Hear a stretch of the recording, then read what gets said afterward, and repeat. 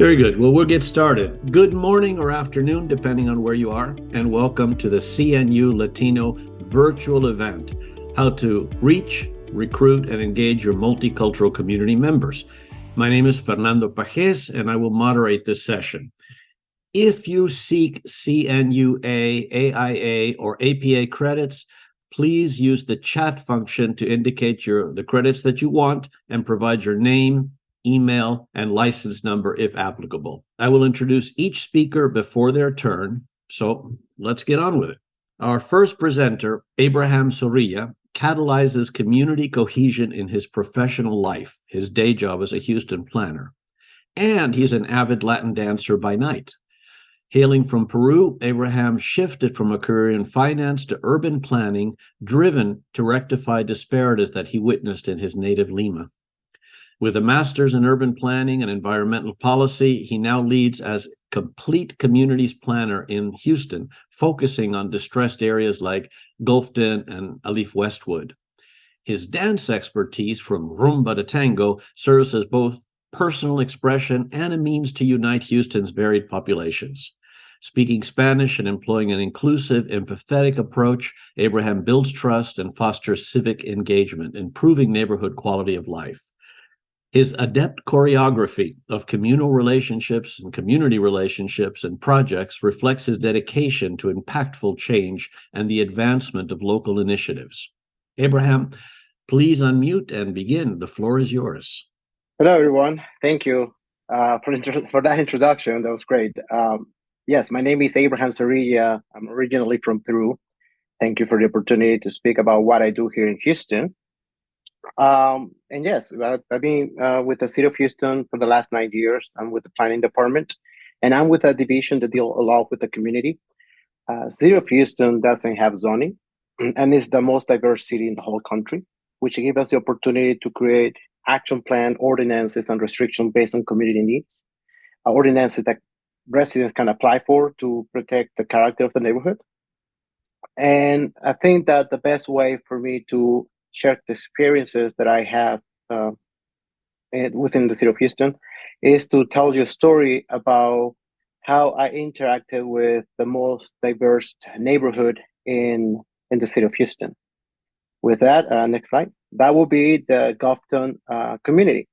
The Gulfton community is a very diverse neighborhood, and within that area, there are more than 50 languages spoken.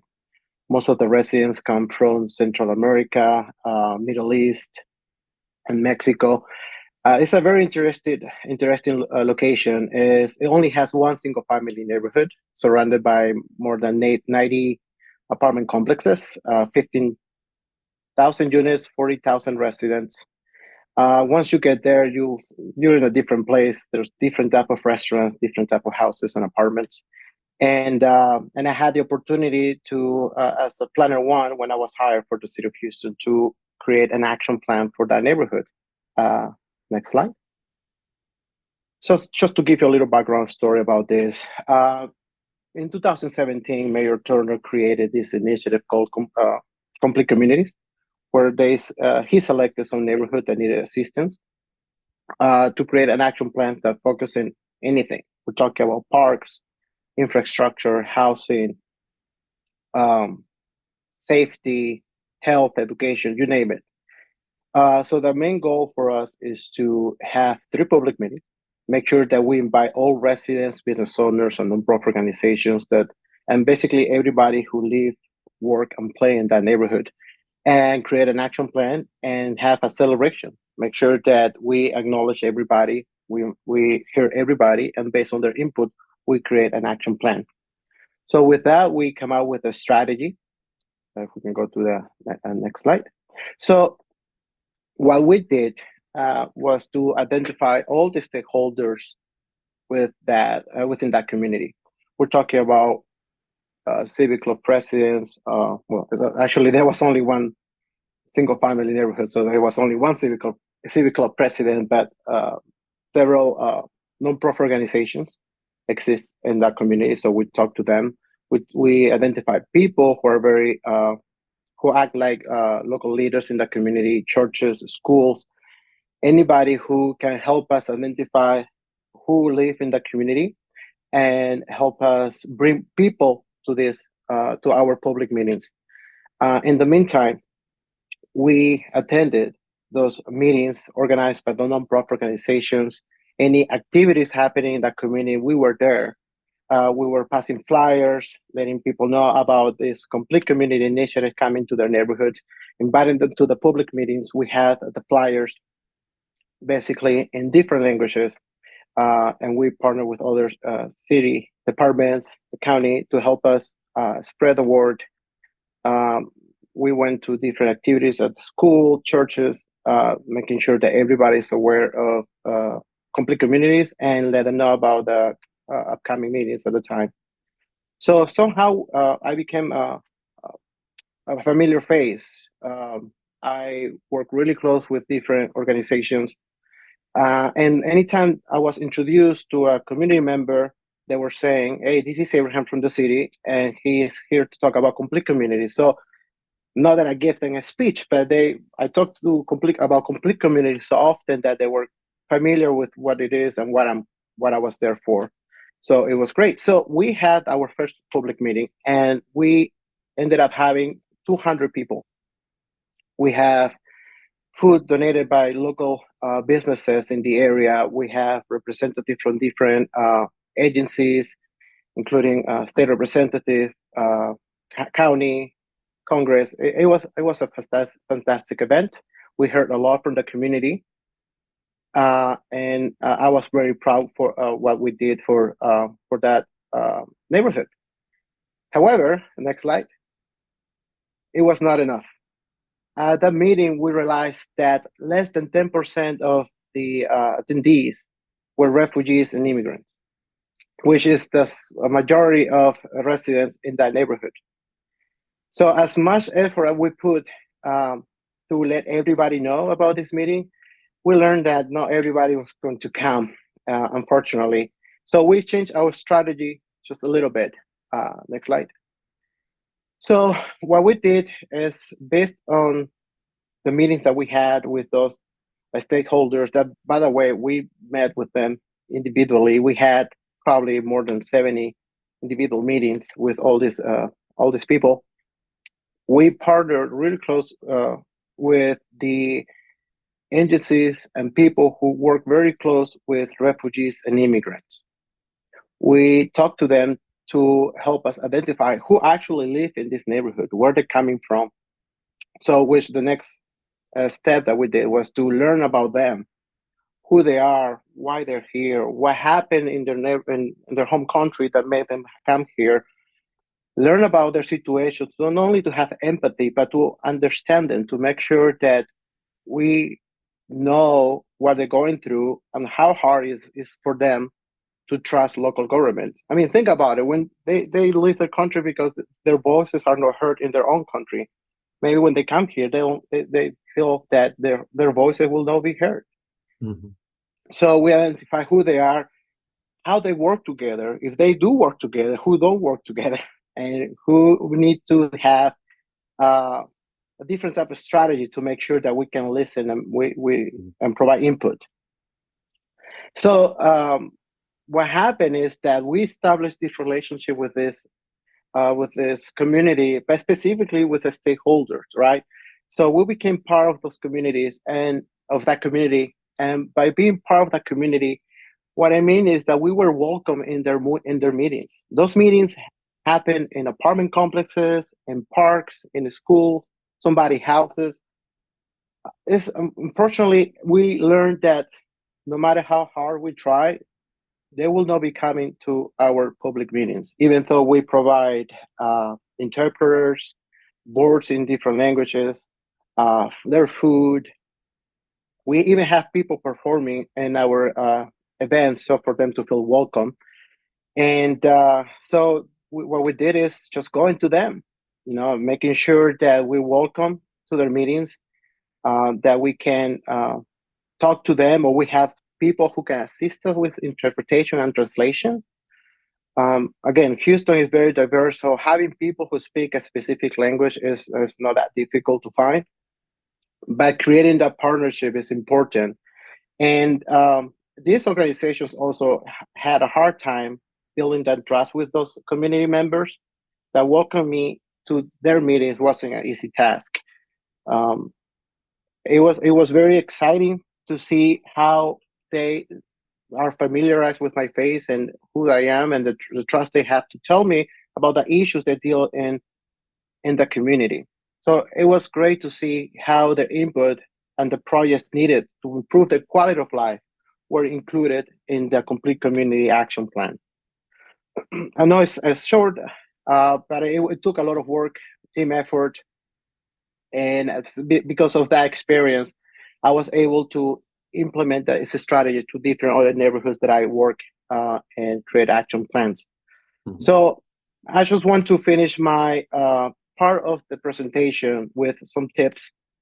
When you deal with refugees and immigrants, for example, the Latino community or the Middle Eastern community, you do not to see us as one big group. When I moved to the States, I'm originally from Peru. I've been here since I was 18 years old. I'm 42, so I've lived more of my life here. But something I learned that is a very big Latino culture in the States. However, the immigrants, do not have that culture, and we don't feel part of that culture. What I'm trying to say is that we do not eat that same food. We don't have the same folkloric music. We don't have the same history. So when you talk to Latinos, it's important to identify who they are, where they're coming from, not because, especially because we are proud of where we come from, but we're not really proud of being Latino. As for us, Latino could be a way to identify where we're coming from, but know who we are. And I'm assuming that could be also the mentality for people, for the Asian community, African community, and refugees. Be open-minded. When I deal with refugees and immigrants, I heard many things that never heard before. Um, just one big example is that when I was talking to the refugee communities, I learned that they like to live together, and sometimes they live in a one-bedroom apartment, and they had 10 people living within that one-bedroom apartment. I learned that it's very important not to react, not to have any face expression. That's what they do. That's how they feel comfortable. Might not be safe to be in that type of environment, such as in a small area. But for me to build trust, it was important for me just to listen and not judge. Do not be afraid to try new things. To be part of that culture of that community, you also need to try their food, go to the activities, dance their music, maybe learn a couple of words in their language. I'm not saying to change your way of life, but to be part of the community is you need to also be familiarized with their culture and the food they eat. I mean, you'll be surprised. There's really good food out there. Do not try to understand, just accept. When you talk to them, there are things that you never heard before. They do things in a way that we don't do it, and it's hard for us to understand why they're doing the things the way they do. So it's easy just to accept it. It's how it is. It's like speaking a language and you don't know why people say it this way. Like in Spanish, you say carro rojo. In English, you say red car. The rojo, red go first. Why? We don't know. It's just that's how it is. So basically, when you're talking to people and you learn new things about them and you don't know why they're doing things certain way, it's just how it is. Just accept it, and and eventually, once you accept how things are, then maybe you will learn and understand why they're doing things that way. Volunteer. When we meet with these stakeholders, we establish what is called the neighborhood support team. They help us with the logistic of the meeting, identify potential places for the meeting, and let us know where we can go to meet with the people to get their input. So these take times and effort. So the best I can do was to help them the same way. I provided maps for the meetings. I was the middle person when they needed to reach out to somebody from the city.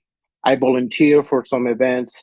When a big example, this is a different community, the Westwood community, which is pretty much people from the Hispanic and African Americans. I attended an event in the church. They asked me to be an interpreter for them, which I did. It was a great event. Gave me the opportunity for people to see my face and learn who I am. Gave me the opportunity to talk to them individually. And what I learned at that meeting is that there was a big issue with prostitution and human trafficking in that neighborhood. So speaking with them was able for me to identify what the issues was and where those issues were happening. Because people were afraid to speak that in the public meeting, but I was able to talk to them in the different environment where they feel comfortable. And be respectful. I mean, if they allow you to go to their meetings, even though we're all in the States, is the rules, it's like going back home, is their community, they have their own rules, beliefs. So be respectful of that. And I'll give you another example. When I was talking to the refugee community, I was able to attend, well, let me put it a different way. I learned there is meetings that were happening with the wife, the woman from the refugee community. And even though they wanted me to participate and have this conversation to learn about the issues they're having within that community, I wasn't welcome because I'm a man. I was not allowed to be there. So I invited a colleague of mine who can be there on my behalf, Mm-hmm.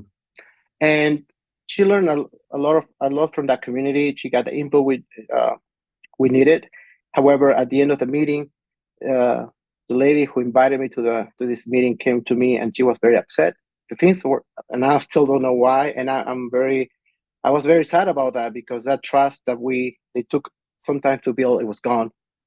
So there was something happened there that, and I think we could have been prevented if we knew more about their culture, and and understand that it was their meeting, not ours, so we couldn't really have control of it. So anyway, so that's my experience. A couple of tips. I think on the next slide you can find my email address or contact information. If you feel free to contact me if you have questions or learn about Houston, which I know is not a very popular place, but you find the best food from anywhere in the world in Houston.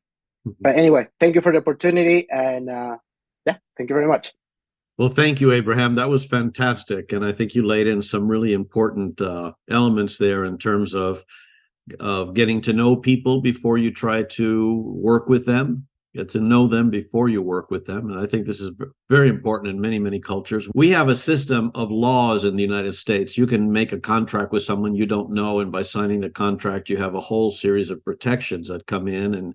And we're used to working in under contracts, doing things very efficiently, very quickly. But in a lot of other cultures, the legal system doesn't work that way. The government does not necessarily represent the people, particularly the people of lower stature, the ones that are refugees. And so there's a whole different take on government and on formalities. And I think it's very important to break through that and have personal relations, which is what you were bringing out.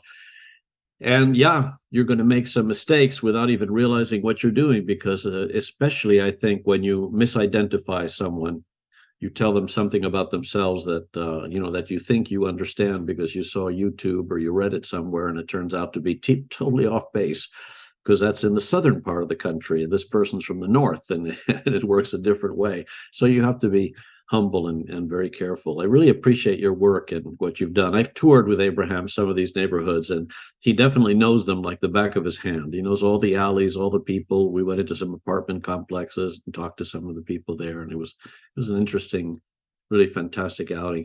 You're doing great work, Abraham. Thank you so much. Although you didn't mention how your dancing comes into your community planning. I'd love to know that. That will be for another webinar. Another webinar. Okay. Abraham is a professional dancer, so just so you know. Our next presenter, we're going to welcome James Rojas, an innovative urban planner, community activist, and artist. He founded Place It, a pioneering practice that blends model building and art to enhance urban planning and community engagement. And I can say, without engaging in any hyperbole, that James is a renowned public engagement expert, having facilitated over 1,500 workshops and created more than 400 interactive models across the US, Mexico, Canada, Europe, and South America. His impactful work has been featured in major publications like the New York Times and the Los Angeles Times, and it focuses on inclusive community planning, especially for underserved, and immigrant population. James is also co-author of Dream, Play, Build, Hands-on Community Engagement for Enduring Spaces and Places, published by the Island Press. So with that, James, unmute your microphone and the floor is yours. Thank you. I'm happy to be here. And just some background, I'm a Chicano from East LA. So I have a very different perspective than I'm from Houston. We're kind of old school. We're been here for generations. So my work's really thinking about how do we engage people in planning through their senses. I've worked with refugees all over the country. I've worked with every demographic, and it's really breaking down barriers. But just a little bit of background. Next slide. So how I think about it is that, most of our planning is very transactional because of how we're founded by the British.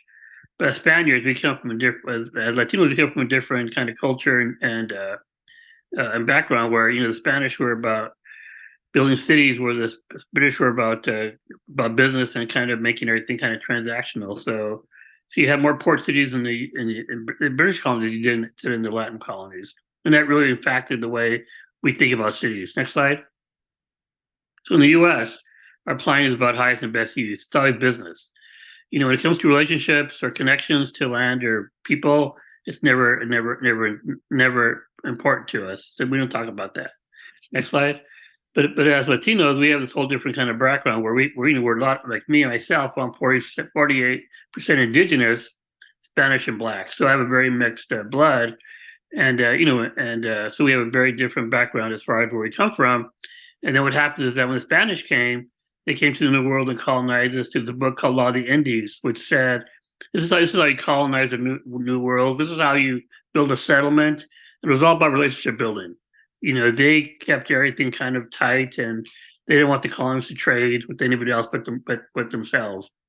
So that kind of spatial arrangements and kind of psychology has really impacted how Latinos see the communities today. We see them as relationships.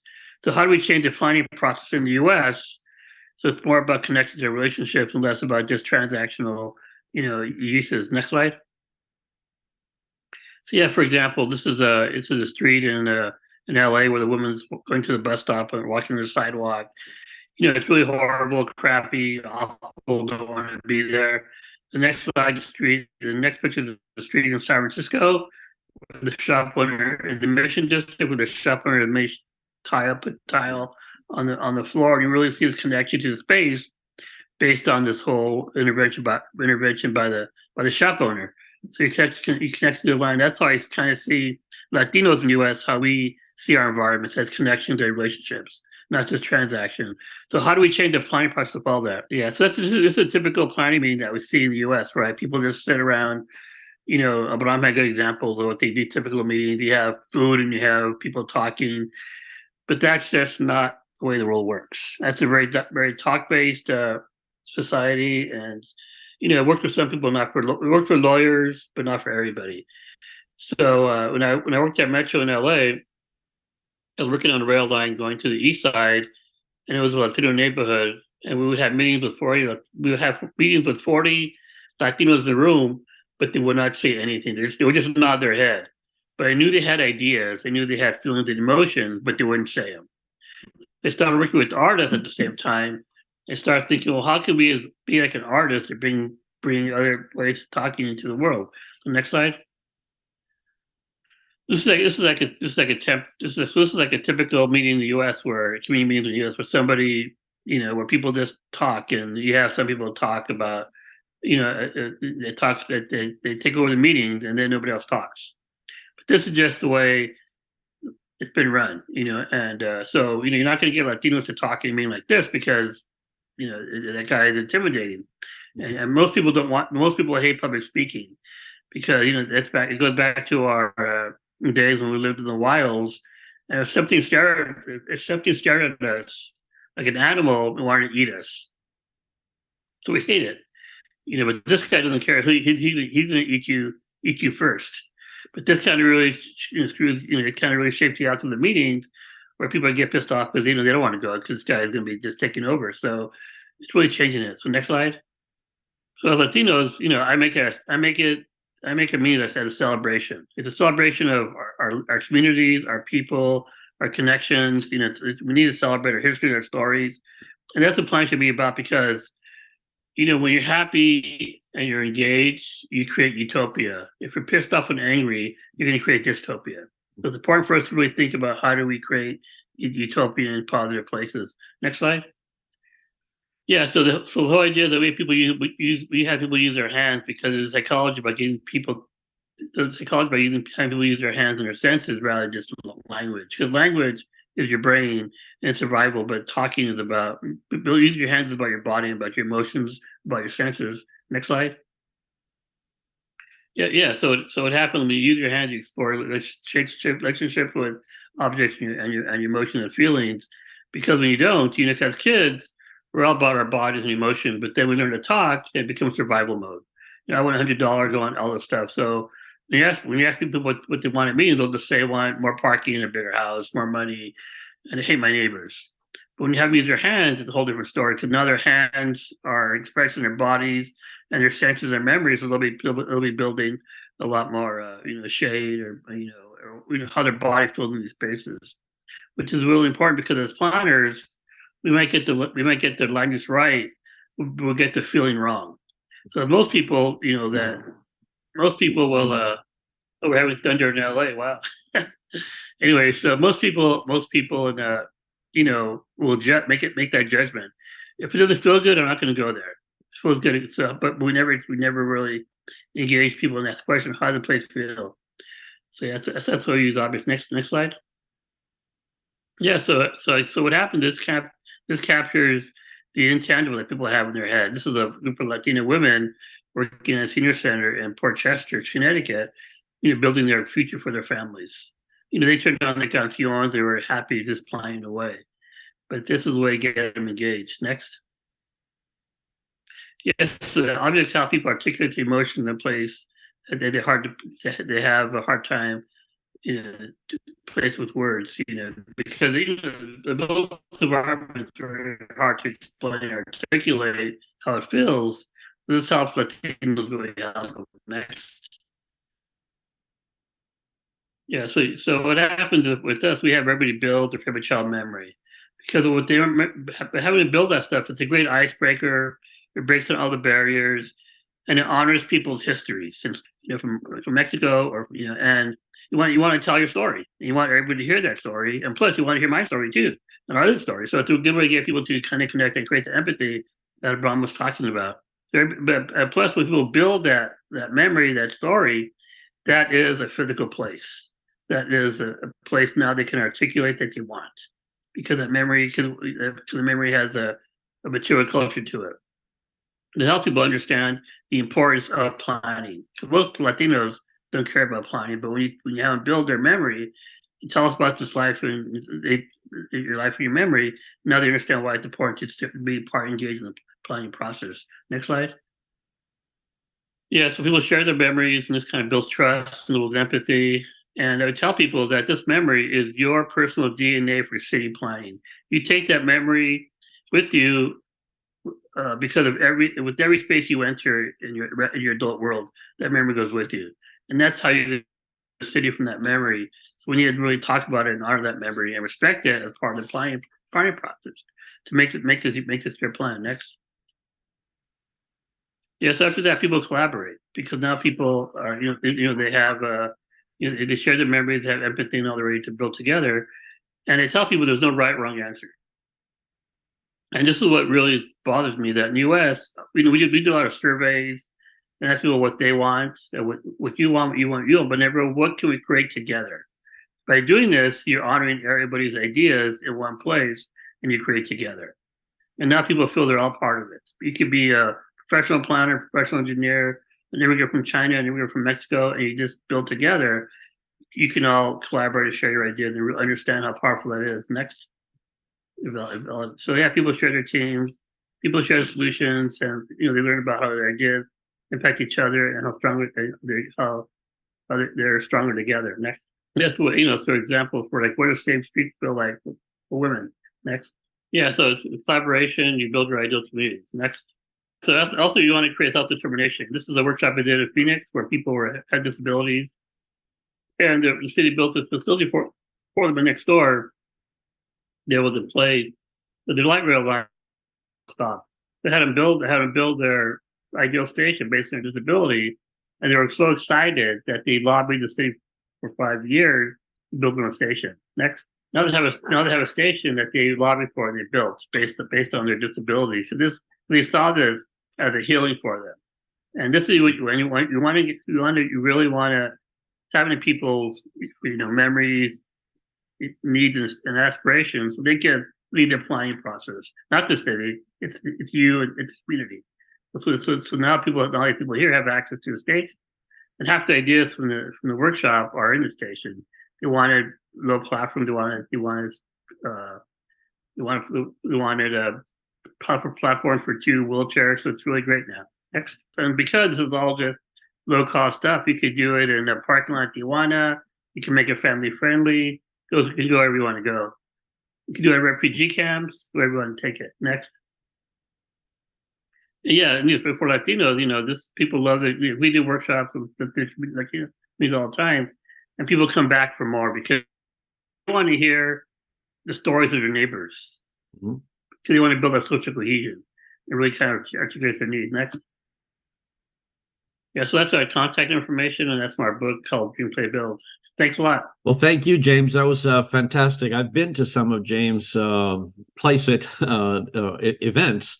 I wouldn't call them a presentation. I would call it a happening, if you will, and watched how people really everybody's uptight at the beginning, especially when he begins talking about art pieces and all, like, what am I going to be doing art pieces? I'm not a kindergartner, even that kind of a feeling, or some people are inhibited. And then, he begins a process where you go and choose your stuff, something to create a childhood memory out of it. And you begin doing your little childhood memory. And pretty soon everybody's pretty deep into it. I mean, everyone.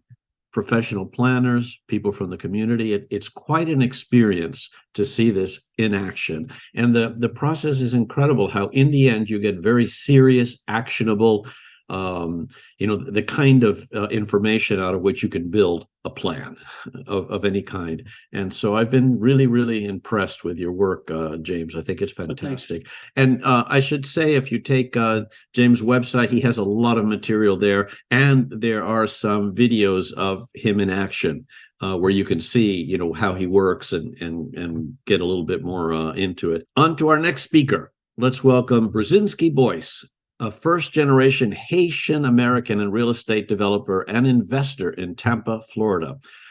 Bruzenskey has a diverse background and significant influence in the property management industry. Bruzenskey earned a BA in communications from the University of South Florida, including undergraduate studies in architecture. He co-founded People Places Management, LLC, and was recognized by the National Apartment Association for his work in inclusive community management. He also founded our sister organization, the Congressional Black Caucus for New Urbanism. His work has been featured in numerous publications for his dedication to historic Black towns, and he is influential in groups like the National Town Builders Association and the Alpha Phi Alpha fraternity. I know Bruzenskey personally as a friend, and after a family tragedy in 2020, I've been amazed he's shown remarkable spirit and resilience, taking on a fatherly role with now a very extended family. Bruzenskey's contributions beyond the professional, the personal, are quite significant. He's a very special man. And I also credit him with spurring and encouraging the formation of CNU Latino. It wouldn't have happened without you, Bruzenskey, so thank you.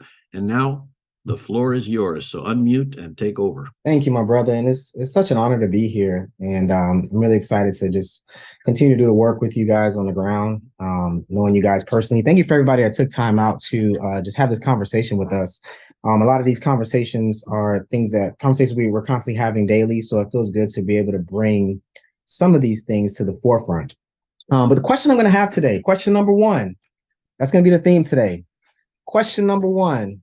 Where you from? Let's let that sink in. That's a real important question to start with, so we can understand the various subcultures within neighborhoods, and predominantly predominantly comprised of people of the African diaspora, right? And I don't want to just say Black people, because oftentimes we get misunderstood that Black people just mean you're in darker color. There is a rainbow, an array of Black people that I'm still learning about within subcultures here in America and internationally. So to tell you a little bit about myself, why am I qualified to speak on this subject? Start with, who is Bruzenskey? I'm of Haitian descent. I'm first generation. So I was born here in the United States. And the lovely young woman that you see in the middle is my mother, who is a Haitian immigrant. The picture on the left, you'll see her always doing philanthropy work my whole life. I've always seen her take these trips. If you're religious, she didn't do it with any church, any organization. It was just something that she did on her own, to just always go back, donate clothes. Half of my clothes sometimes, because as a kid growing up, you're pissed off. Everything, save this, is going to go to Haiti. Stuff filling up in the house. If you're of Haitian American descent, first generation, you know about these struggles. But it's good to see that some of my things and our things and family being utilized. While looking at this slide, you're also going to see that my mom is in a store. What I thought was unique about this picture and why I wanted to present this is that she's not working as just a clerk at the store. She actually opened up her own beauty supply store in the middle of North Miami in the early 90s. And I thought that was significant because she was able to navigate the system here in the United States, even after coming to this country, being jailed, getting thrown in jail just for being here, getting out, not speaking the language, but the ability to crawl her way up and start a business, was remarkable for me to see as a child. Played a huge part in my perspective of what fight a Haitian American or a Haitian person can bring. But also, it also brought up some things for me growing up Haitian here in America. There was a huge disconnect between when you're Haitian growing up here in America to when you're a Black American to versus when you're a Jamaican. Next slide, please. Here you see on this next slide, you'll see me getting the influence of a young businessman. To the left is this young kid putting on my dad's shades and his sunglasses and saying, I'm going to be a businessman, but during the day in school, I would always have to fight my Haitian roots and culture, not knowing certain things. So it did a couple of things for us. The middle picture, you'll see a group of us who all grew up in the same neighborhood, who ended up going to school in a different neighborhood, right? And even that dichotomy of being in Broward County and then in Dade County. So these are all my friends that were from Dade, and we ended up going to school together in Broward County. And the question was still, where you from? It was still a different dynamic between how we did things 30 minutes, 40 minutes away than from how the other kids did things. So it also formed, again, a bond within us. And then also in my summers, I would spend those summers traveling back and forth to New York to visit family. So if you know anything about South Florida, you'll know that South Florida is very vehicle driven. So anywhere and everywhere you go, if you're at a bus stop, you're looked at as like, ugh, like it's kind of embarrassing. You're less than, if you don't have a car, like, what are you doing? But then on the flip side, I would go to New York for the summer and see the total opposite. No one had a car. No one wanted to get a car. It was like we just drove around the train. It was all walkable. Again, a totally different subculture, right? And then you'll see the picture on the right is myself at the time in high school, where I would go get these. So the reason why this is important is because in South Florida, in the 90s, if you had a gold grill in your mouth, you were just like, you were that person. Like, oh my gosh, you have a gold grill.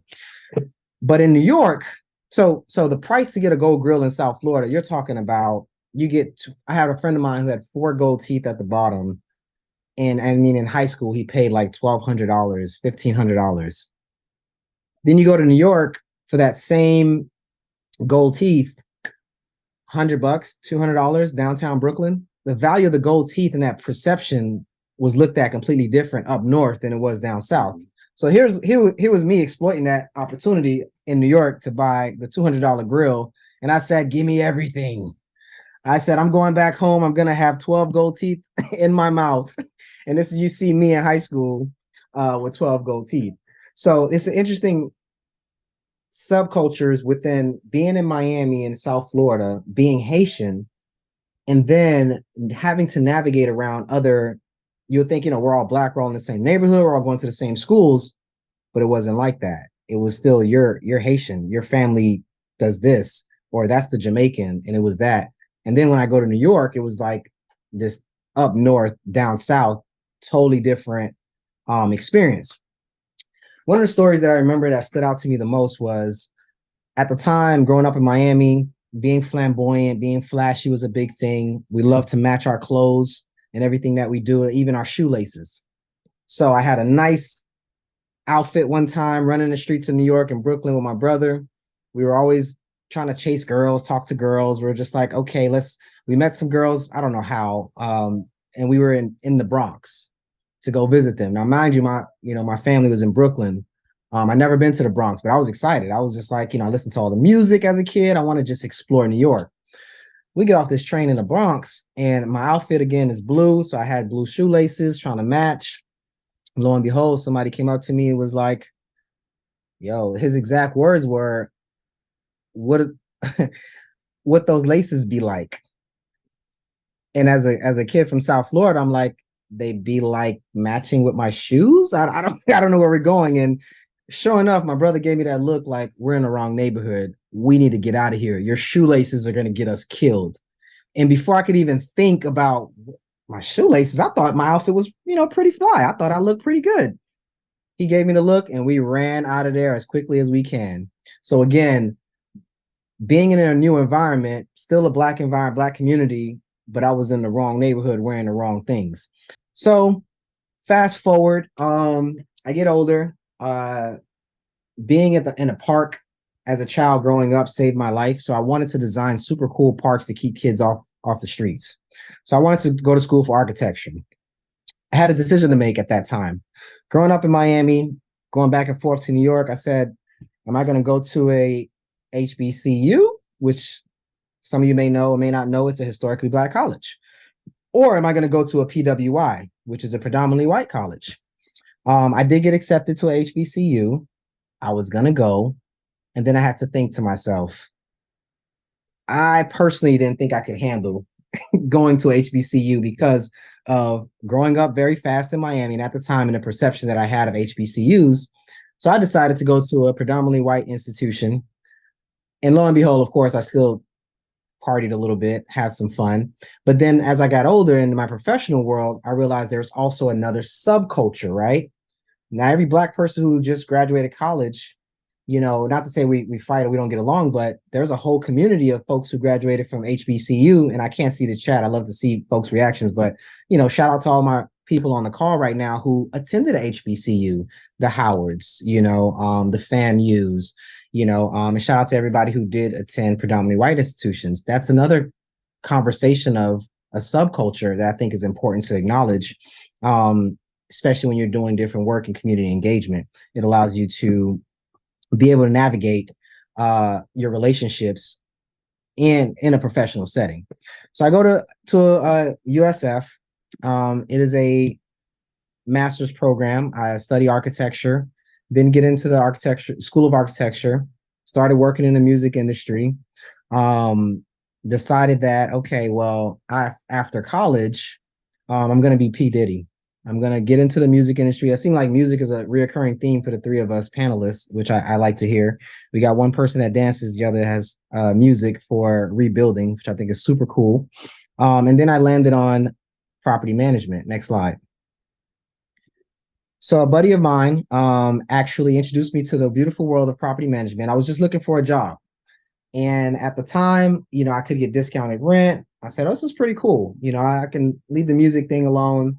Got into property management, fell in love with the industry, worked my way up, really saw myself doing, a lot of good things in property management. What was interesting was at the time, my mentor who taught me real estate always worked at rougher properties, and I always worked at high-end properties. And we would always have this conversation of, I would be on the phone with him and he's talking to his residents like we would talk after we get off work. And I'm like, yo, you talk to your residents like that? He's like, yeah, I just, we can get along like that. And I always thought that was interesting how he would work in rougher, what would consider to be rougher or lower income communities. And I would feel like, man, I don't know how you do it, because it's hard for me to navigate in those spaces, because at that time you have to be in a different mindset. You have to know the language, know how to navigate. And it was hard for me to do that in a professional setting. It was either I was on or I was off. So again, understanding that. And then I met a guy named Frank Starkey who taught me the beautiful world. Next slide, please. Of new urbanism. And this is one of the projects that we were able, I watched him develop and build, and I had the privilege of managing. And then he introduced me to the world of CNU. Next slide. And when I got into CNU, I said, man, this is it. I know exactly what I'm gonna do with my life. This is gonna be, I know how I'm gonna change the world through making walkable cities. But then, as Fernando stated, a tragedy hit at the time in my life. I lost my mom and my sister same day. Ended up, by God's grace, adopting my niece and nephews, becoming a single father of 5. Full-time, 4 is with me full-time now. But at that time is when I realized, and I said, hey, God, what is it that you want me to do with my life? What is it that you would have me do? Next slide, please. And that's when I was pointed to create the Congressional Black Caucus for New Urbanism, and using this organization in order to be able to bridge the gap and allow people to understand, people that look like me, that they can be a part of the neighborhood development process. Next slide. So it brought me back to, as a kid, when I would be listening to hip hop and understanding hip hop in New York, different neighborhoods and places. The reason why I think this is so significant is because what hip hop did was, it became, and I'm going to wrap it up here shortly, it became our newspaper, our voice to understand what was going on in Texas. When we listened to Scarface and Ghetto Boys, we understood what was going on in the 5th Ward and the 3rd Ward in Houston. We understood the dialogue. We understood their challenges through the music. Then we listened to NWA in New York. NWA in Los Angeles. We understand what was going on in the streets of LA, vice versa, and through that pattern, right? Fast forward, next slide. And here comes Mr. Slauson Boy himself, who identifies himself with his neighborhood. A lot of music and art folks identify with where they're from. The question number 1 is a song off of this album called Slauson Boy Volume 2 by Nipsey Hussle, to me, who is one of the greatest new urbanists within the hip hop community. And he has a song called Where You From? And everybody who within this culture understand the value of that question, because you can learn a lot about somebody by just asking that one question, and then it can go into a lot more things. So next slide. Here you see Nipsey Hussle opening the grand opening for his commercial building that he opened in South Central Los Angeles in his neighborhood. Next slide. You also see other images of the different businesses that he was able to build through this network, but understanding that culture. Next slide. And this is after he passed. Now I'm going to leave you with a positive legacy, because a lot of folks would just talk about Nipsey Hussle as just a gang member, but gang culture itself is its own whole nother world within subcultures within Black America as well. So understanding the sensitivities of that, this was in a rolling 60s neighborhood. Again, the different subcultures within gangs, understanding that. Next slide. You'll see myself and my partner. This was in Chattanooga, meeting with an organization called Rise. And there we got an opportunity to understand. So you see his shoelaces and his shoes, he can wear that because he's in Chattanooga and it was colorful. But had he been in the Bronx, that probably would have been a problem. But here you see us engaging and talking to community members and really understanding the dynamics of things that you can't Google in the neighborhood, things that you can't find on Wikipedia. You really have to go there and talk to people and meet them where they're at. Next slide, please. So I'm gonna leave you with this. My biggest 5 takeaways of what you learn from my own personal experiences and my stories. First and foremost, acknowledge that there are a lot of subcultures a lot. And I'm still learning about subcultures within the African diaspora myself. Because I'm Black, I'm not just an expert that just knows it all. I'm going to various places in South America and learning about the Afro-Cuban or the Afro-Latin experience as well, which is completely different from the African-American experience. And number two, don't forget, question number one, please listen to that song when you guys are done from here, where you're from. Always ask and understand where someone's from, know the history of that area, because knowing the history of geographically in that area would allow you to have, number four, a sense of sensitivity to their past traumas. Everyone wants to be acknowledged and recognized for their traumas. So what you don't want to do as an outsider going into the community to try to engage them is not respect their sensitivities and understanding what that community has gone through generationally, because generationally trauma is passed on. And then last but not least, read the room. Know how you're presenting yourself. Know where you're going. You know, at the time I was in the Bronx with blue shoelaces in a blood neighborhood. I didn't read the room.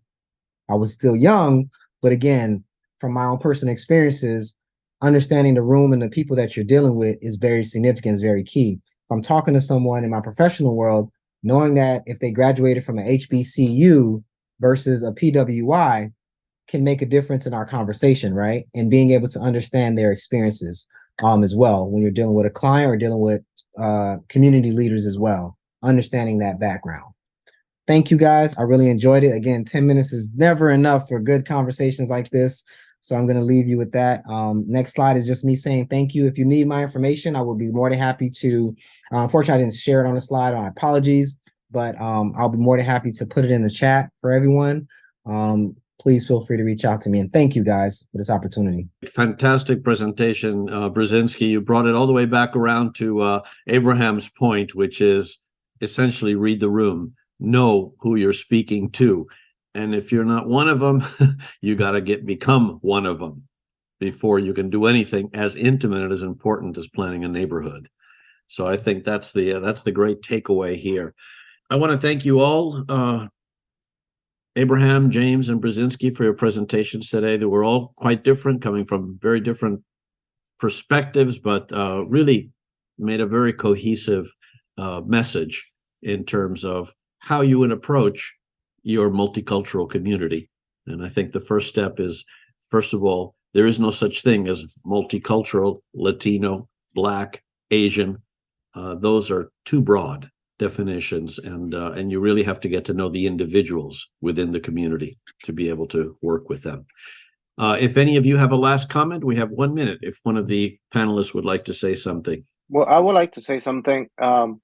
And that's something that I heard a lot in different conferences, and I didn't have the chance to mention it here.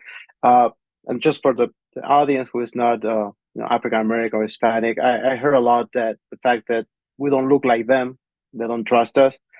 I don't think that's always the case.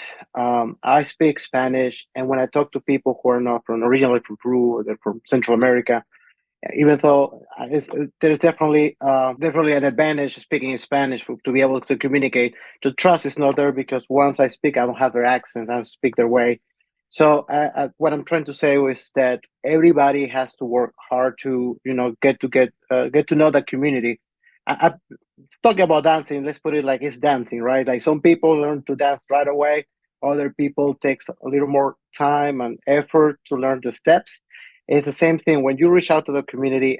It's some people maybe do better doing that than others, but some people might take some effort for any other reason. If you don't speak the language, you don't look like them, or there's a type of disadvantage with that community. It took me a while to build trust with the Central American community in this within the city of Houston, just because I'm not Central American and speak the language. But the fact that I was able to learn the slang, eat their food, learn the music, it helped me to build that trust. So I encourage everybody to do the same with any type of community you're working with. You never underestimate enjoying the art, the music, the dancing, the murals. So yes. We got a very nice shout out from Jack Lufton. He said, thank you. These presenters and the presentations have been excellent. Thank you so much. We really appreciate that. Thank you. Zach. And okay, well, with that, I'm going to end the meeting. If you put your continuing education credit information into the Q&A box, you will get your credits. I can see them fine, and I will make sure that you get your credits. So thank you very much, all, and have a very good afternoon. You too. Bye, guys. Thank you.